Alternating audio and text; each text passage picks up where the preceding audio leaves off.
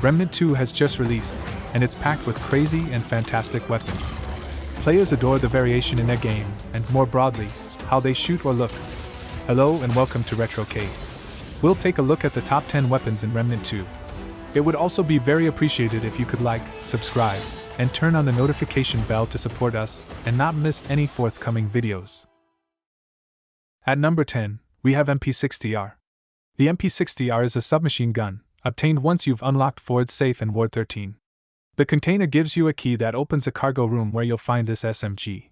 It's one of the few full-auto handguns. Just remember that its effective range and recoil mean that you need to be somewhat closer to your targets. Next at number 9, we have Alpha Omega. Alpha Omega might be one of the best weapons in Remnant 2, but it can only be acquired at the end of the game. Specifically, the material that you need, the Forgotten Memory, drops from the campaign's final boss.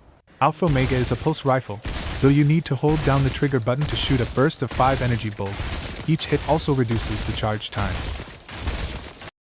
Next at number 8, we have the CROSSBOW. An old fan favorite from the first game returns. The CROSSBOW doesn't have a unique mod, but it still deals decent damage.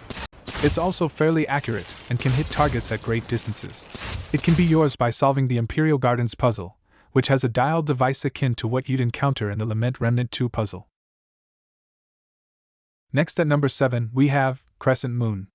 Few weapons are as deadly as the Crescent Moon. You can discover this if you hit Nimi with the Dreamcatcher while she's sleeping, and you'll be able to make use of its Moonlight Barrage mod. While active, it improves your basic shots, charged shots, firing speed, and reload speed. Moreover, the enemies you hit will return the arrow, as well as restore a portion of your HP. Next at number 6, we have MERCILESS. The MERCILESS can be obtained from the corrupted Ravager boss in Remnant 2 fight. Specifically, you need to let the Ravager eat the dough before you kill it. Once the boss dies, you can exchange the material for this weapon. Its flechettes cause bleeding damage if you continuously fire. Moreover, its unique mod, Bloodline, shoots a penetrating blast with a high critical hit chance. The projectile blasts also increase in damage the more enemies they pass through. Next at number 5, we have the Chicago Typewriter. The Chicago Typewriter returns from the first game. This old-school Tommy gun has a high rate of fire, and 80 bullets in the magazine, with an additional 240 to spare. Its classic high fire rate and ability to gun down enemies is just as good here, which is why it makes it into this list. Next at number 4, we have the Sagittarius. The Sagittarius is a longbow, a reward for completing all puzzles in the Cathedral of Omens in Yesha.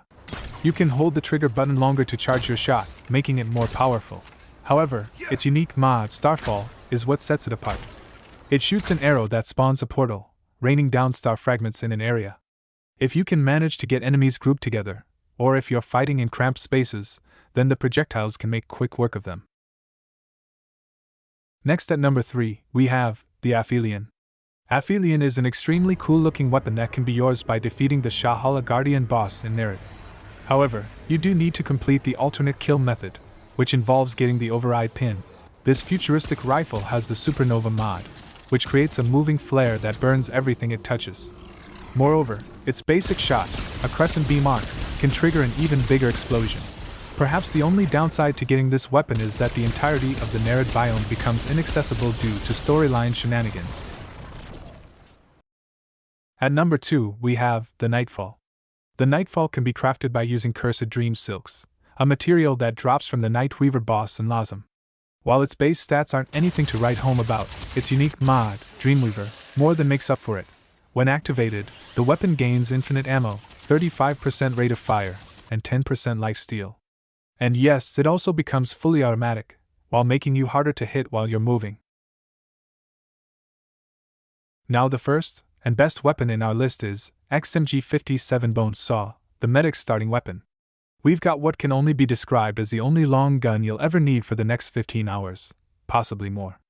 If you didn't choose this class early on, then you can purchase this weapon for 1,000 scrap. Coincidentally, we consider the medic the best class in the game due to its capabilities and this gear piece. With 150 rounds in the mag and an extra 150 in reserve, you'll have tons of ammo that can pepper your opponents dead in their tracks. Likewise, when you add mods like Hotshot and mutators like Momentum or Deadly Calm, then you'll have a rapid-fire beast. Just try not to get hit while you're reloading. You could probably watch a movie on Netflix while waiting for it to reload. Well, that's it for this video. See you on the next one.